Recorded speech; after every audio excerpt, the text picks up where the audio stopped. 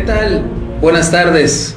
Bienvenidos a Derecho y Humanidad, por un derecho justo, humano y comprometido con la sociedad. Mi nombre es Marco Antonio López y el día de hoy estaremos hablando de un tema muy importante, que es el derecho penal. Para este tema estaremos dialogando con un invitado muy especial. Está con nosotros el maestro Óscar Daniel Nieto Carmona, quien es docente del Instituto Mexicano de Estudios Superiores y de Posgrado. Maestro, bienvenido al programa. Muchas gracias. ¿Cómo te sientes al estar aquí con nosotros? Primero que nada, agradecido contigo, maestro, por la invitación, con el instituto, por tener este tipo de espacios para la comunidad estudiantil. Es de gran importancia, y más en este tema de que viene la reforma constitucional, estos temas que la sociedad en común está interesada en los grandes temas del derecho penal. Para eso estamos aquí, para platicar contigo. Perfecto, mi querido maestro Óscar Daniel Nieto Carmona, docente del Instituto Mexicano de Estudios Superiores y de Posgrado. Me voy a permitir presentar la semblanza del maestro Óscar Daniel Nieto Carmona. Él es licenciado en Derecho por la Universidad Tecnológica de México. Cuenta con una maestría en Juicios Orales por el Centro de Estudios Superiores en Ciencias Jurídicas y Criminológicas. Tiene una especialidad en Estrategias de Defensa por el Centro de Estudios Superiores en Ciencias Jurídicas y Criminológicas. Además, participó como consultor del Instituto Nacional de Administración Pública en el proyecto de implementación del sistema de justicia penal acusatorio para el Estado de Guerrero. Fue servidor público en la Coordinación Jurídica del Instituto de Verificación Administrativa del Distrito Federal, hoy Ciudad de México. Cuenta con bastante experiencia profesional y además es socio del despacho jurídico Tenorio Abogados y desde luego docente del Instituto Mexicano de Estudios Superiores y de Posgrado. Pues maestro, me da mucho gusto estar hablando contigo sobre el tema de derecho penal y bueno, todo lo que conlleva este tema del derecho penal, porque ha habido muchas preguntas de nuestros alumnos, del público en general, sobre que el derecho penal en la teoría es muy bonito, pero en la práctica siempre hay aspectos que quedan con duda, ¿no? Sobre si es posible una teoría de la materia penal real o más acorde a lo que pasa en la situación cotidiana de la Procuración de Justicia.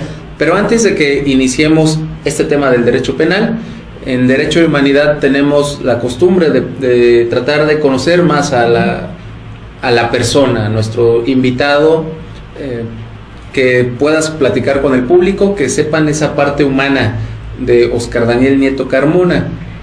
¿Quién es Óscar Daniel Nieto Carmona? ¿Qué te gusta hacer en tu tiempo libre? ¿Qué hobbies tienes? ¿Cómo es que llegas a estudiar Derecho? Cuéntanos más. Bien, maestro, pues mira, la verdad es que en mi familia siempre ha existido desde algunos años la importancia de los valores. Nosotros siempre nos hemos regido por los valores. Desde niño yo quise estudiar Derecho, ser abogado, fue alguno de mis sueños, me recuerdo. Me gusta mucho la carrera del derecho, me dedico a la investigación, siempre estamos tratando de investigar los temas de derecho penal y en general de la materia de derecho. Soy docente de la institución, egresado de la Universidad Tecnológica de México. Algunos de mis hobbies son ver cine, teatro y un poco de deportes también. Entonces nos gusta estar siempre en un camino de transición a mejorar. Esa es la parte humana del licenciado Óscar Nieto, y muy interesado, apasionado en la rama del derecho penal. Vaya, particularmente del derecho penal, ¿verdad? Pues del derecho penal, y también tenemos algunos asuntos de derecho civil. De derecho civil también realizamos asesorías, tenemos algunos asuntos de derecho civil, pero en particular el derecho penal, y más ahora nos vemos interesados en la reforma constitucional de 18 de junio de 2008. Que desde luego ahorita vamos a estar hablando sobre estos tópicos, mi querido maestro Óscar Daniel Nieto Carmona. Antes déjame hacer una invitación para nuestros queridos radioescuchas. los alumnos de Derecho y el público que nos está sintonizando por este medio electrónico. Vamos a tener el segundo encuentro de la licenciatura en Derecho el día viernes 1 de septiembre de 4 a 8 de la tarde. En este segundo encuentro de Derecho, que será en el auditorio, en el nuevo auditorio del edificio del Instituto Mexicano de Estudios Superiores y de Posgrado, número 517, estaremos teniendo una serie de conferencias importantes del tema de Derecho, del tema de vinculación con otras disciplinas. Tendremos temas como narcotráfico, extinción de dominio, la teoría del caso. Estaremos hablando sobre la donación de órganos, las nuevas formas para aprender derecho. Tendremos la vinculación del derecho y el trabajo social, y desde luego tendremos una conferencia magistral sobre bioética y derecho. Espera pronto los anuncios en el instituto, pero desde este momento te hago la invitación. El donativo de recuperación son 150 pesos con la calidad IMPO que tú ya conoces. Sin más ni más, mi querido maestro Oscar Daniel Nieto, quisiera hacerte la primera pregunta de esta plática que vamos a tener. ¿Qué es el derecho penal? ¿Qué debemos entender por derecho penal? Dentro de la parte teórica o doctrinal, podemos entender el derecho penal como ese conjunto de normas jurídicas, ese compilado de normas jurídicas de carácter público encaminadas a proteger un bien jurídico tutelado en el castigo y sanción de delitos, además de la imposición de penas y medidas de seguridad. Doctrinalmente tenemos al derecho penal y dentro del aula así lo venimos definiendo dentro del aula. El derecho penal tiene una diversidad de teorías, una diversidad de materias, una diversidad de doctrinas que deberán de estar debidamente acreditadas y con una exacta aplicación de la ley penal, con fundamento en el artículo 14 constitucional, así como el 16 constitucional. Entonces el derecho penal tiene que regirse por la exactitud de la aplicación de las penas y sanciones y medidas de seguridad. Claro, sí, es de exacta aplicación de la letra. Así es, mi querido maestro Oscar Daniel Nieto. Y podríamos hablar de una teoría del derecho penal, alguna teoría de las que tú conoces que nos quisieras compartir. Pues mira, hay muchas teorías. La acabas de mencionar para el encuentro que van a tener, que me comentaste que es el día... El 1 de septiembre. Bueno, ahí viene una teoría que es la teoría del caso. Y ahí también tenemos la teoría de la norma, la teoría del delito, la teoría de la pena, tengo la teoría del tipo. Una teoría en específico que me parece muy importante en la nueva reforma y así en la participación de un sujeto activo en la comisión de un hecho delictivo, me parece que es la teoría de la imputación objetiva de Gunther Jacobs. Me parece que la teoría de la imputación objetiva nos establece los parámetros para lo que es la participación de un hecho delictivo. En la reforma constitucional de 2008 se reforma el artículo 19 constitucional, en el que nos establece un catálogo de delitos de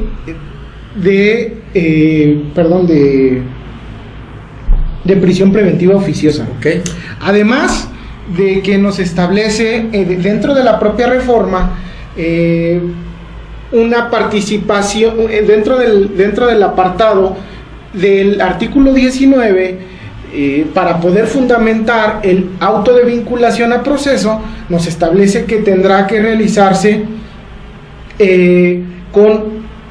únicamente con la presunción de que participó en su comisión o de que lo realizó.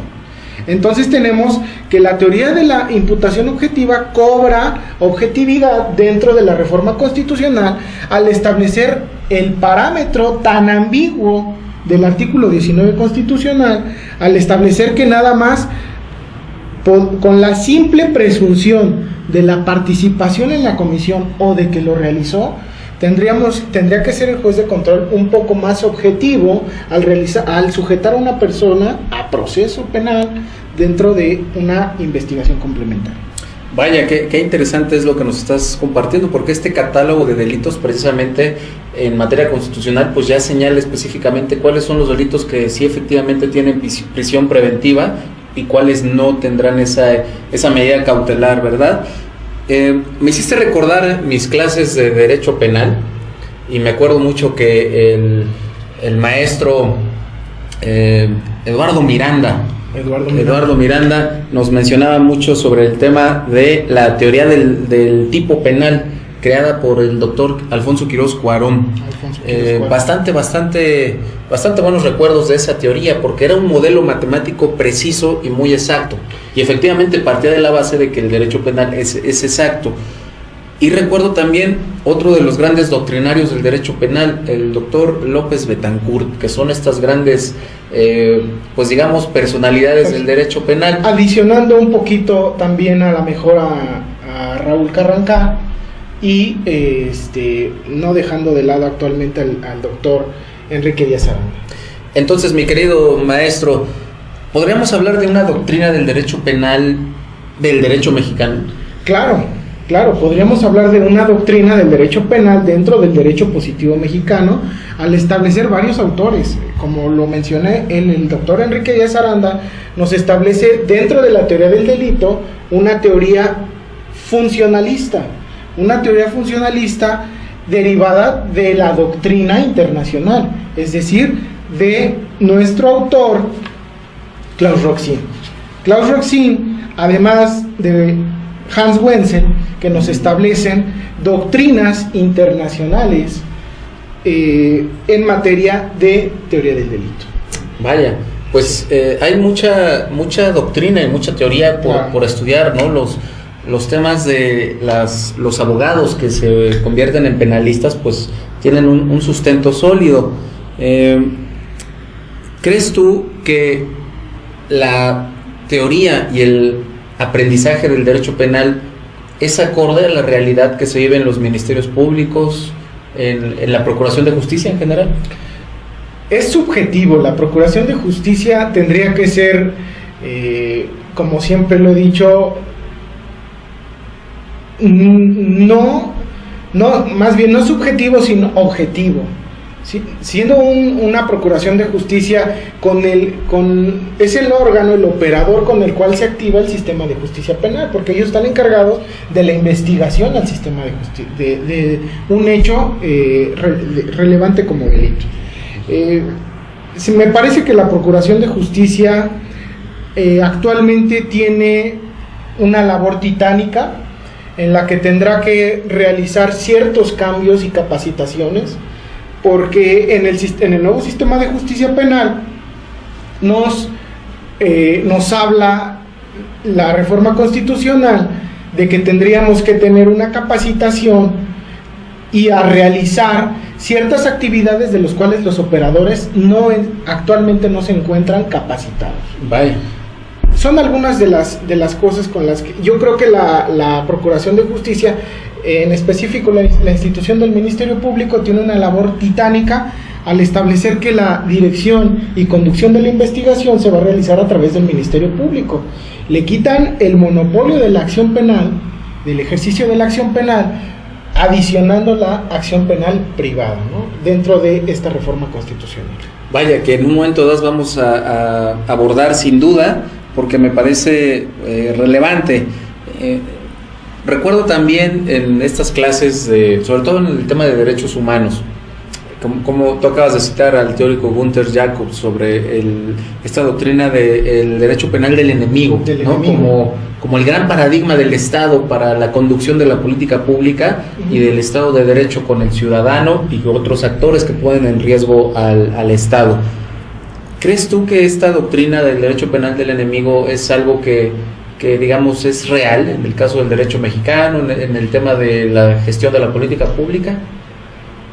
Me parece que es un tema relevante que se venía manejando desde el año 1985 a través de Jacobs, en el que nos establecía que probablemente iría en contra de un Estado democrático.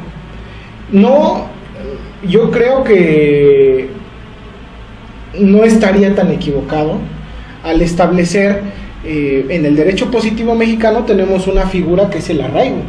El arraigo va en contra de esto que es el derecho positivo mexicano y también en contra de los tratados internacionales. Entonces, me parece que el derecho penal del enemigo sí podría ir en contra de un Estado democrático como lo es el derecho positivo mexicano.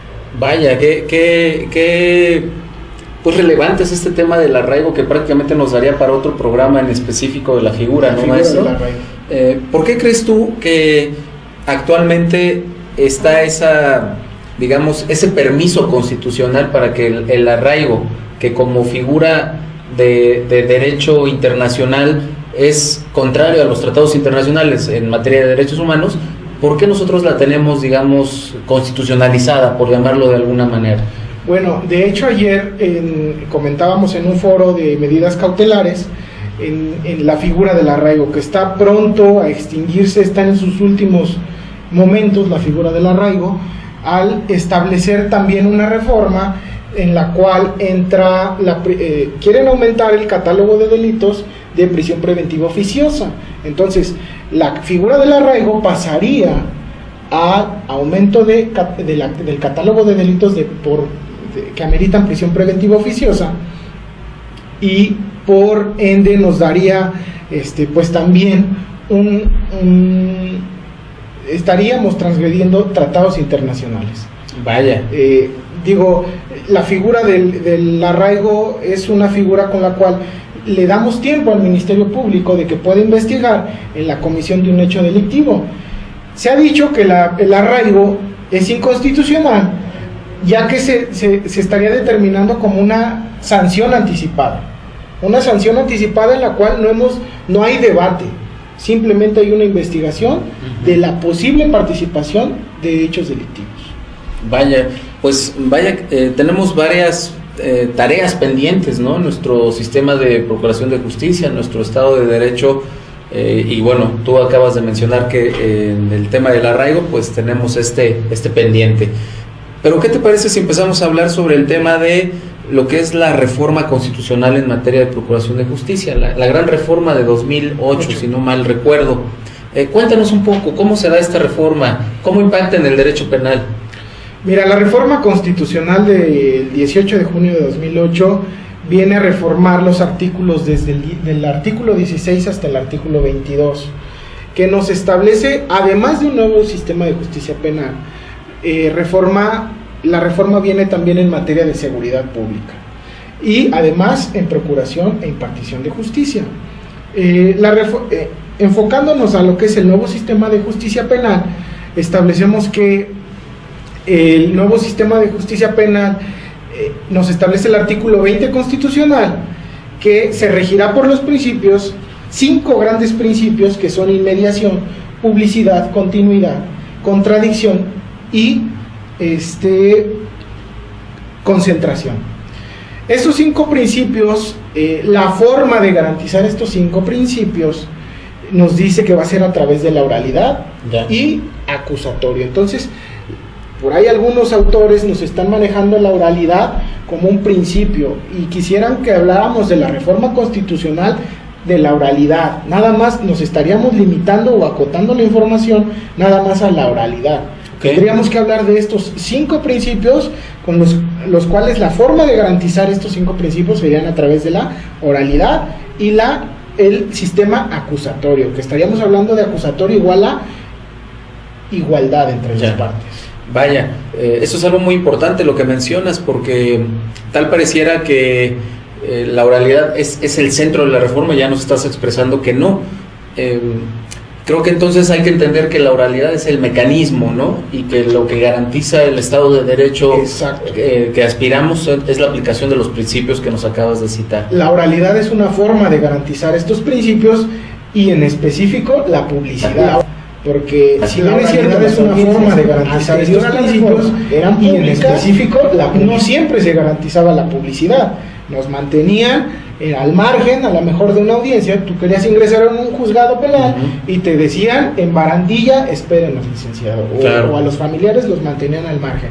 Entonces, o había veces incluso que el imputado no conocía a su defensor o al propio juez que lo sentenciaba. Entonces no había ese principio de inmediación con el cual el juez se llegara de los elementos para poder imponer una sanción.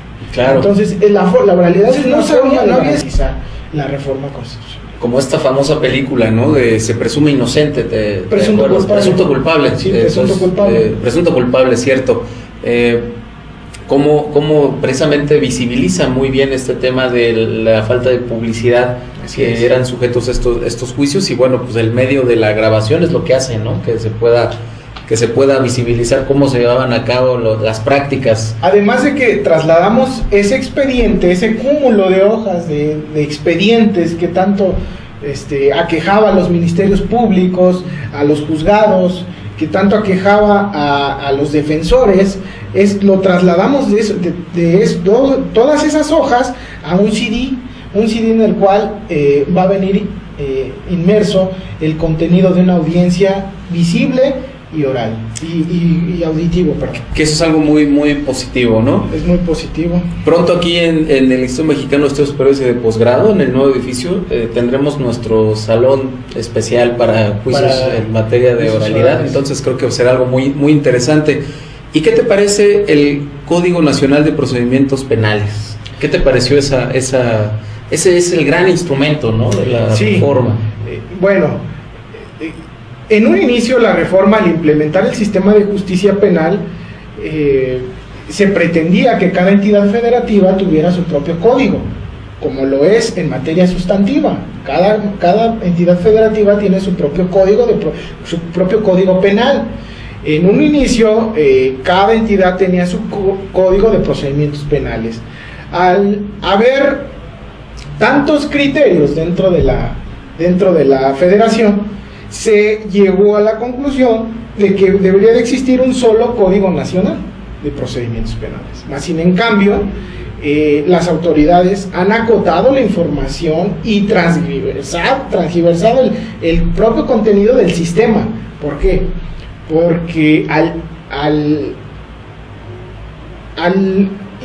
al poner en el propio código figuras anglosajonas, como lo es el descubrimiento probatorio, como lo es a lo mejor la carpeta de investigación, pero sin que tenga injerencia el Ministerio Público dentro de la investigación complementaria, yo creo que lo mexicanizamos el Código Nacional de Procedimientos Penales, le rompieron con la esencia del propio código, y más aún al establecer prisión preventiva oficiosa en un catálogo de delitos. Las medidas cautelares deben de justificarse, cualquiera, así sea la prisión preventiva. Yo creo que en la comisión de un hecho delictivo, la medida cautelar para eso viene, para cautela. Quiere decir proteger a la víctima y al imputado también. Entonces, yo creo que el Código Nacional de Procedimientos Penales va a seguir sufriendo grandes cambios, porque estamos pasando. Entonces, esa etapa de transición en algún momento tiene que culminar. Espero que lleguemos a buen puerto con todos estos cambios al Código Nacional. Vaya. Es un buen código, más sin en cambio tiene sus pequeños detalles, digamos. Qué interesante está esto que nos planteas, y sobre todo porque la reforma constitucional en materia de juicios orales y en el tema de seguridad, pues precisamente venía a plantearse como la gran reforma que iba a resolver todos los problemas que teníamos en materia de procuración de justicia y en materia de seguridad pública, ¿no? Creo que hoy se habla de incluso hacer algunos ajustes, ¿no? al tema de la implementación de los juicios orales y la implementación de la reforma constitucional. Entonces, supongo que estamos en ese proceso. Sí, estamos en el proceso de hacer una transición, pero más sin en cambio yo creo importante la capacitación más allá que la reforma y aumentar a un catálogo de delitos de prisión preventiva oficiosa. Pues qué interesante, mi querido maestro Oscar Daniel Nieto Carmona, quien es experto en estos temas de derecho penal y nos está compartiendo experiencias bastante interesantes. Quisiera que nos pudieras platicar un poquito sobre cómo fue tu experiencia de la implementación del sistema penal con la reforma constitucional que estamos hablando en el estado de Guerrero. ¿Cómo te fue ahí? Cuéntanos. Mira, maestro, fue una participación por parte del Instituto Nacional de Administración Pública en convenio con colaboración con el gobierno del estado. Nos invitan como consultor para participar en el proyecto de implementación, y el Instituto Nacional de Administración Pública ellos pretendían hacer una implementación a través de algo que se llama normas de competencia profesional. Vaya, mi querido maestro Oscar Daniel Nieto Carmona, vamos a ir a un breve corte, pero vamos a continuar hablando sobre esta experiencia de implementación que me parece relevante. Derecho y humanidad por un derecho justo, humano y comprometido con la sociedad. Síguenos acompañando, Derecho Penal, con el maestro Oscar Daniel Nieto Carmona. Regresamos. Regresamos a Derecho y Humanidad por un derecho justo, humano y comprometido con la sociedad. Mi nombre es Marco Antonio López y seguimos aquí dialogando con el maestro Oscar Daniel Nieto Carmona, quien es especialista en temas de derecho penal y quien nos acompaña para hablar el día de hoy sobre los temas de la reforma de juicios orales y todo lo que ha conllevado esta gran reforma del nuevo sistema el nuevo sistema penal acusatorio. Maestro, pues seguimos platicando sobre la experiencia de Guerrero. ¿Cómo te fue ahí? Nos estabas diciendo que estabas participando como consultor. ¿Qué más pasó? Te comentaba, el INAH propone la implementación a través de ciertas normas de competencia profesional. ¿Qué es esto? Las normas de competencia profesional son estándares de desempeño con los cuales todos los operadores tendrían que realizar ciertas labores y se les tendría que calificar el desempeño, más allá del conocimiento. Porque una cosa es tener nosotros la maestría, la especialidad en juicio oral, o a lo mejor en procedimiento acusatorio, y los operadores lo sepan, y al igual que los ministerios públicos, los policías o los defensores, sepan la reforma y sepan el sistema, pero otra cosa es saberlo llevar a cabo. Porque nuestra formación de abogados es de manera escrita, no tenemos una formación a través de la oralidad, una argumentación jurídica a través de la oralidad, aunque si bien es cierto en las audiencias participamos con oralidad, no existe un protocolo de oralidad para el desempeño dentro del sistema de justicia penal. Entonces la propuesta del Instituto Nacional de Administración Pública era que a través de los consultores se dieran a conocer estas normas de competencia profesional, estos estándares de desempeño a los operadores del sistema, y a través de una socialización de las normas con los operadores, como son el Tribunal Superior de Justicia, la Secretaría de Seguridad Pública, la Defensoría Pública y la Procuraduría General de Justicia del Estado. A través de reuniones o mesas de trabajo se pudieran socializar estas normas y ellos opinaran acerca de los estándares de desempeño. Vaya. Y al final, ¿cuál fue el resultado? El resultado es que se entregaron las normas de competencia profesional, que eran como una receta de cocina para poder llevar a cabo el sistema. Fueron los entregables. Posteriormente tiene que venir una etapa de capacitación de llevar a cabo estas normas de competencia profesional, que se capacita al personal con apego a los propios documentos que les entregaron al gobierno del estado. Qué interesante experiencia. Aquí en el Instituto Mexicano de Estudios Superiores y de Posgrado tenemos el diplomado en juicios orales. Entonces creo que vamos en esa línea que nos estás compartiendo, en donde intentamos que el estudiante de Derecho se pueda formar más allá del ejercicio argumentativo escrito y desarrollar estas habilidades y competencias que estoy seguro pues van de la mano con lo que tú nos estás expresando. ¿La certificación será necesaria para los futuros postulantes en el caso de si tú quieres participar como operador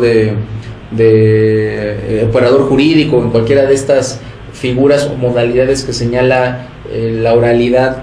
procesal en materia penal, ¿será necesaria la certificación? Constitucionalmente no hay certificación, constitucionalmente está prohibida la certificación, más sin en cambio hay algunas instituciones académicas o instituciones no gubernamentales que están ofreciendo cursos y talleres y que están expidiendo certificaciones en materia de procedimiento acusatorio. Hay algunas que inclusive lo están haciendo a través de la Secretaría del Trabajo y Previsión Social. Yo considero que sí debería de existir constitucionalmente esta certificación, ya que para contar un imputado que cuente con una defensa técnica y adecuada, tendríamos que garantizar que el abogado cuenta con los conocimientos mínimos técnicos para poder llevar a cabo la defensa de un imputado. Ok, o sea, digamos, no es suficiente el título de licenciado en Derecho, sino hay que tener todavía la expertise, ¿no? Hay que tener la expertise dentro del sistema, porque como ya lo comenté, y me parece que tener únicamente el título profesional o sin contar con la expertise dentro del procedimiento acusatorio pondría en riesgo la defensa de una persona que está sujeta a un proceso penal.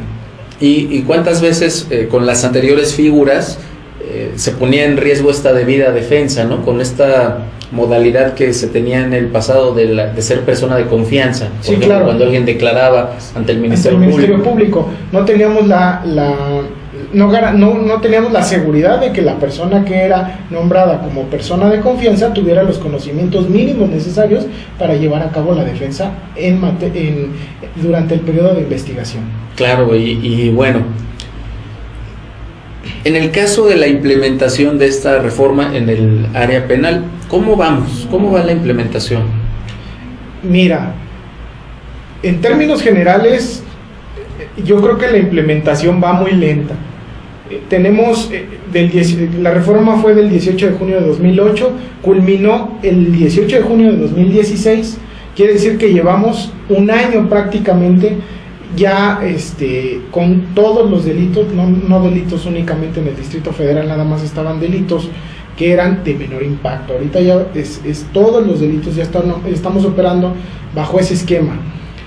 Me parece que la reforma necesita mucha capacitación dentro de los operadores, más allá de las instalaciones, más allá de la infraestructura, más allá de las salas que están pues también deficientes porque les faltan muchas cosas a las salas, pero bueno, al final tenemos la infraestructura, falta capacitación y como en todos los medios de comunicación, como lo establecen, capacitación a policías, capacitación a peritos. El policía, el perito es la primera autoridad de contacto que tiene con un hecho delictivo, con una escena de crimen. Hay policías que no saben preservar el lugar de los hechos, recopilación de indicios o evidencias. Entonces, falta capacitación dentro del área operativa que es seguridad pública. Yo considero que también falta capacitación en los operadores que es la Procuración de Justicia, como son los ministerios públicos, fiscales, que ahora le llaman fiscales, que esa figura jurídica pues constitucionalmente no existe, pero le llaman a los fiscales. Entonces necesitamos capacitar a los fiscales, capacitar policías, y en realidad todos estamos aprendiendo, todos estamos pasando por esa transición. Todos los abogados seguimos en una línea de aprendizaje. Vaya, y sobre todo porque el modelo es completamente distinto a lo que se nos enseñó. Por ejemplo, en mi caso, ¿no? Claro. Era un esquema que prácticamente era inquisitorial a lo que está pasando ahora.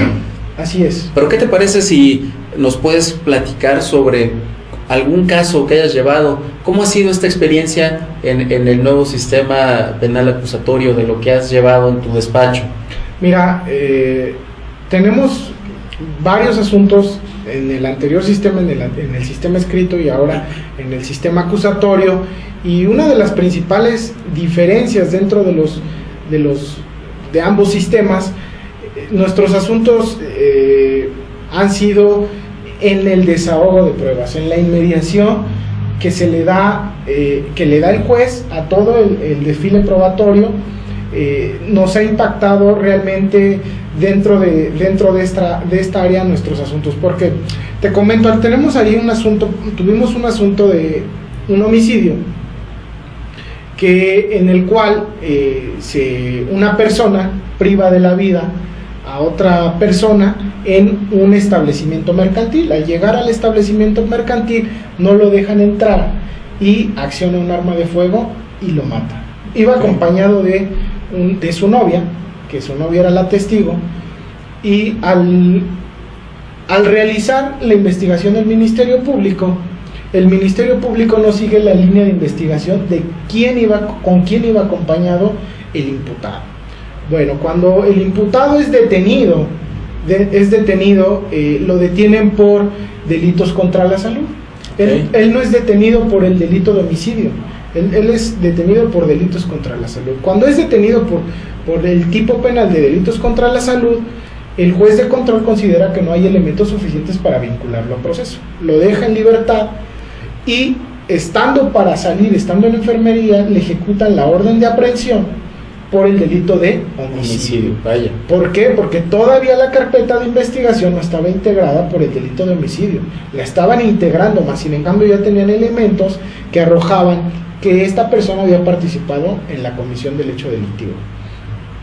Posteriormente, nosotros tomamos la defensa y ofrecemos como prueba la testimonial de la acompañante. De la novia. Más bien el contrainterrogatorio, porque el interrogatorio lo ofrece el Ministerio Público. Cuando ofrecemos el contrainterrogatorio, la testigo no llega a la audiencia. Para que él pueda resolver, tendrá que resolver conforme a las pruebas que se hayan desahogado en el juicio. En el anterior sistema, simplemente con las pruebas que ya estaban integradas en la averiguación previa, con eso nos condenaba el juez. Ahora tendrá que llegarse de todos los elementos de prueba y que sean desahogados a través de los sentidos, ¿no? Entonces, que él los pueda percibir a través de los sentidos. Entonces, hemos tenido un cambio, nosotros hemos percibido este cambio en el despacho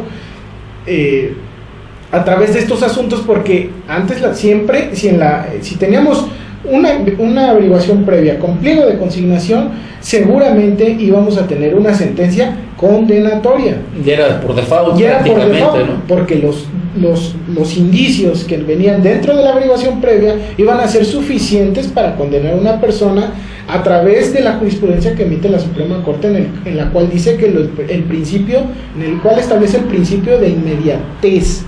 Primeras declaraciones valen más sobre la prueba tasada, ¿no?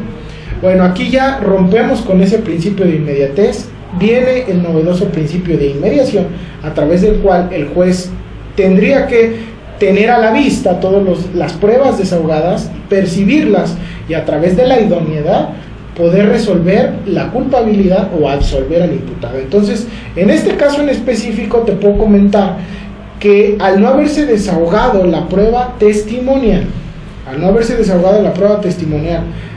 el juez no pudo percibir cuáles fueron los hechos que presenció la testigo, más sin en cambio su entrevista ya constaba en la carpeta de investigación, pero no podía resolver, no podía condenar con los datos que estaban en la carpeta de investigación, al no poderse desahogar.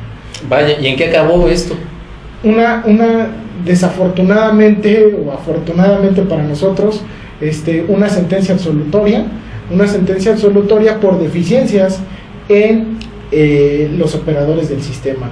Hay que integrar bien las carpetas de investigación. Tenemos que los ministerios públicos tienen que ser un poquito más responsables con todos estos datos de prueba que integren la carpeta de investigación. En ese supuesto, si había un riesgo de que se fugara la testigo, una prueba anticipada hubiéramos podido solicitar al Ministerio Público para recabar el testigo de la que era su novia. Vaya, qué interesante estuvo el caso que nos está narrando el maestro Oscar Daniel Nieto Carmona. Me voy a permitir, mi querido maestro, si te parece bien, leer algunos saludos que están del público que nos escucha. Un saludo de Edgar Casasola, excelente programa, saludos. Ivette LG, saludos y felicidades.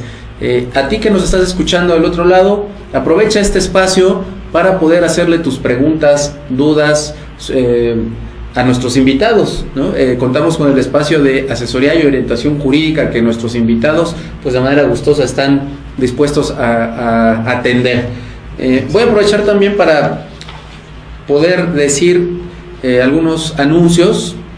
Tenemos el proceso de que si eres adulto mayor y te interesa tu bienestar, tendremos el 1 de septiembre de 10 a 14 horas nuestra feria de atención gerontológica con nuestros amigos de la licenciatura en gerontología y con el decano David Gabriel, que estará haciendo esta feria de atención al adulto mayor, donde habrá diferentes actividades: módulo de atención de signos vitales, atención geriátrica, atención psicológica, evaluaciones gerontológicas, prevención de caídas, árbol de los logros, actividades lúdicas y asesoría gratuita jurídica enfocada en el adulto mayor, que eso es algo muy importante, mi querido maestro.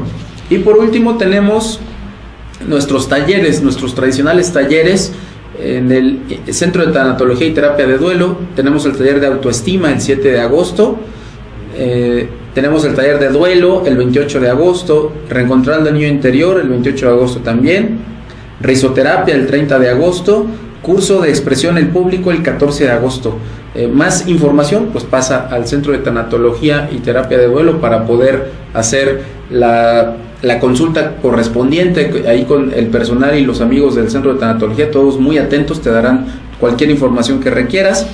Vamos a hacer nuestra segunda pausa, mi querido maestro Oscar Daniel Nieto Carmona. Seguimos hablando sobre el tema de derecho penal con las grandes reflexiones y aportaciones que nos ha hecho nuestro especialista y invitado, maestro Oscar Daniel Nieto Carmona, experto en Derecho Penal y catedrático del Instituto Mexicano de Estudios Superiores y de Posgrado. Mi nombre es Marco Antonio López, Derecho y Humanidad por un derecho justo, humano y comprometido con la sociedad. Regresamos en un momento. Regresamos a Derecho y Humanidad por un derecho justo, humano y comprometido con la sociedad. Seguimos hablando sobre temas de derecho penal con nuestro experto e invitado maestro Oscar Daniel Nieto Carmona. Pues seguíamos hablando, mi querido maestro, sobre este tema de los casos que nos estabas compartiendo. Y justo hablábamos ahorita en el corte sobre la importancia en que los alumnos que estamos formando en la licenciatura en Derecho pues puedan tener un correcto cauce si les interesa ser penalista, ¿no? Sobre todo cuando uno estudia Derecho. Aquí ha sido muy frecuente encontrarse con que los estudiantes quieren dedicarse a la materia penal por encima de cualquier otra materia. ¿Cuál sería tu opinión sobre qué es lo que debe de hacer el estudiante de Derecho para llegar a ser considerado un penalista? Mira, maestro, antes que nada, yo siempre le he dicho que la reforma constitucional vino a dignificar al penalista, vino a profesionalizar al penalista, ya que no basta con tener el conocimiento, hay que tener desempeño y calidad, porque nos marca la Constitución que tendrá que ser una defensa, además de técnica, adecuada. Vaya. Yo lo que siempre trato de inculcar en mis aulas y a mis alumnos, trato de decir y de concientizar en la forma de trabajo del penalista. El penalista siempre debe de trabajar en un margen de ética profesional, porque siempre viene el dicho de así es en la teoría, pero así no es en la práctica. Así no se da en la práctica, los buenos y los malos, los rudos y los técnicos. Entonces tenemos que ser nosotros bien técnicos dentro de esta área, porque viene la libertad de una persona. Hay que defender al imputado siempre. Hay muchas opiniones, pero yo digo, soy defensor, siempre hay que defender al imputado como si fuera la libertad propia.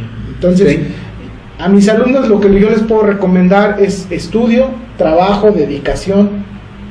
Ser penalista no es fácil, ser penalista conlleva muchos retos, muchas responsabilidades, y es lo que yo les podría comentar a mis alumnos. No piensen que es un área fácil.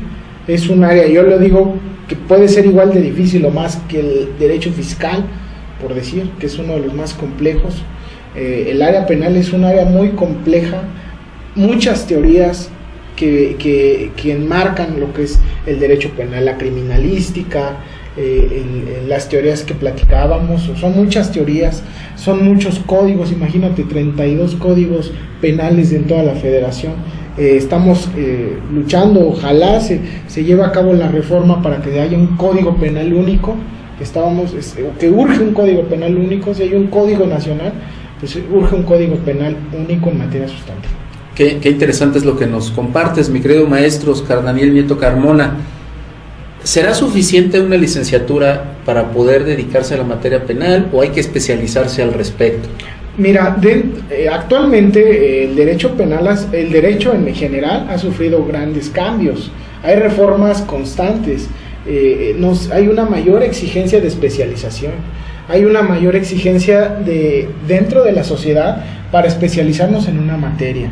¿Por qué? Porque se ha vuelto tan complejo cada rama del derecho, que en especial esta rama de derecho público, que tendremos que especializarnos. Yo creo que no basta ni una licenciatura ni una maestría, hay que seguirnos especializando, continuar en la investigación, además de la experiencia profesional dentro de la defensa del derecho penal.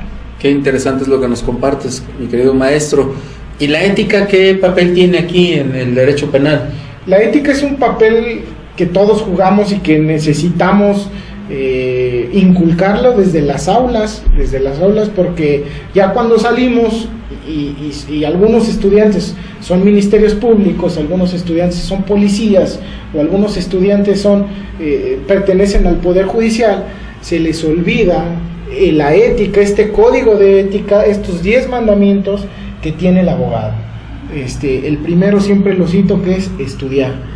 Siempre tenemos la encomienda de estudiar. El abogado tiene que vivir en un estudio constante, es un estudio de por vida, yo lo diría. Qué cosas. Hablando ahorita de temas de ética y lo que pasa en la cuestión de la función pública y el gobierno, hablábamos en el corte que el caso Duarte, al ser un caso de medios mediático y de opinión pública general, es un caso complejo. ¿Cuál será tu opinión sobre este caso? Mira, el caso Duarte, más allá de lo político, tendríamos que entrar nosotros los abogados al estudio de la cuestión técnica. De la cuestión técnica se le están haciendo imputaciones. Ya se llevó a cabo la primera audiencia, que es la audiencia inicial, que fue la formulación de imputación en la cual se le atribuyen hechos delictivos como lo es delincuencia organizada y operaciones con recursos de procedencia ilícita. Yo comentaba por ahí en mi página de internet que el caso Duarte podría librarse hacia una impunidad técnicamente. ¿Cuál sería? Que el Ministerio Público realizara imputación y el juez de control únicamente lo vinculara a proceso por lo que es operaciones con recursos de procedencia ilícita, sin que se le acreditara la delincuencia organizada.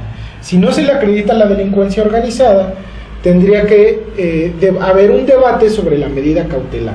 Es decir, no habría prisión preventiva oficiosa. Tendría que haber un debate de la medida cautelar, y la medida cautelar podría ser diverso a la prisión preventiva. Es decir, que César Duarte llevara su procedimiento a través de otra medida cautelar. ¿Cuál? Que pudiera estar en libertad y culminar probablemente, a lo mejor, con una sentencia absolutoria, porque recordemos que los datos de prueba que integra el Ministerio Público a través de la Procuraduría General de la República tienen que ser suficientes y vastos para que puedan condenarlo a prisión. Pues qué interesante está este caso. Yo creo que necesitamos una segunda parte, mi querido maestro Oscar Daniel Nieto Carmona, solamente para analizar este caso y algunos otros. Quiero aprovechar para leer otros saludos de Oso Montenegro. Saludos, profesor Oscar.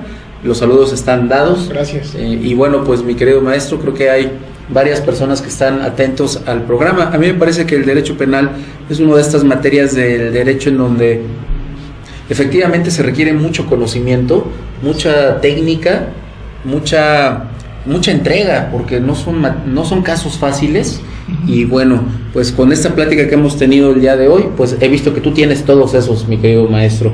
Estoy seguro que los alumnos que pasen por tus manos en la formación en el Instituto Mexicano de Estudios Superiores y de Posgrado, pues tendrán una formación técnica en materia penal, pues de calidad, como tú nos los has compartido el día de hoy.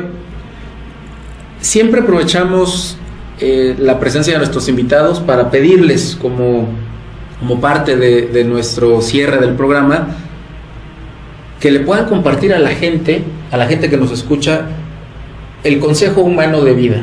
¿Cuál sería el consejo humano de vida que Óscar Daniel Nieto Carmona le daría a la gente que lo está escuchando? Maestro, yo siempre recomiendo la honestidad, el trabajo, la constancia. Cuando ustedes escojan lo que quieren hacer, a lo que se quieren dedicar, nunca van a tener que trabajar. Siempre yo creo que hay tres decisiones muy importantes en la vida, de las cuales uno debe de tomar. Uno es con quién se va a casar, en qué momento uno se va a casar, y la tercera es a qué se va a dedicar. Son tres decisiones importantes en tu vida que debes de tomar. Si las eliges bien, vas a tener una buena vida. Excelente consejo, mi querido maestro Óscar Daniel Nieto Carmona, maestro y catedrático del Instituto Mexicano de Estudios Superiores y de Posgrado en temas penales. ¿Y qué otras materias has dado aquí, mi querido maestro? ¿Estás dando? Doy contratos, obligaciones y contratos civiles. Hemos impartido la materia de derecho mercantil, de derecho procesal mercantil, de derecho procesal penal. Pues ya lo escucharon, queridos radioescuchas, el maestro Óscar Daniel Nieto Carmona, experto en temas de derecho penal y que también pues aborda temas en materia civil y mercantil. Muchas gracias, mi querido maestro, estamos llegando al final del programa. Te esperamos el siguiente programa, tendremos un invitado de lujo, así como nuestro invitado del día de hoy. Estaremos hablando sobre temas de bioética. Esperemos que podamos contar con tu presencia, con tu compañía, como el día de hoy. Maestro Óscar Daniel Nieto Carmona, muchas gracias por estar con nosotros. Te lo agradezco. Mi nombre es Marco Antonio López, Derecho y Humanidad por un derecho justo, humano y comprometido con la sociedad. Te esperamos el siguiente programa. Que tengas excelente semana. Hasta la próxima.